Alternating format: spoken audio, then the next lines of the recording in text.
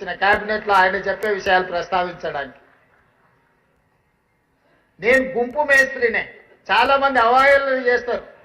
నేనేమనుకోను, నేను గుంపు మేస్త్రిని. ఈ గుంపు అంతా నాది, గుంపుకు నేను మేస్త్రిని. ఈ గుంపు అంతా నాది, ఈ గుంపు నాది. ఈ గుంపే కదా నా బలము, ఈ గుంపే కదా నా ప్రతిష్ట, ఈ గుంపే కదా నా సంక్షేమాన్ని, నా అభివృద్ధిని ప్రజలకు తీసుకెళ్లేది. పేద ప్రజలకు, మా ప్రభుత్వానికి వారధులు, బ్రిడ్జ్ ఈ గుంపే కదా. అందుకే నేను గుంపు మేస్త్రిని అని చెప్పిన. కొంతమంది గొప్పలు చెప్పుకుంటారు, మేము దొరలమని, మా గడీలు ఉన్నాయని. అట్లాంటి పోకడలు నా దగ్గర ఏం లేవు. ఆ రోజైనా ఈ రోజైనా, ఆనాడు జిల్లా పరిషత్ మెంబర్గా ఉన్నా, లేదా ఎమ్మెల్సీగా ఉన్నా, ఎమ్మెల్యేగా ఉన్నా, ఎంపీగా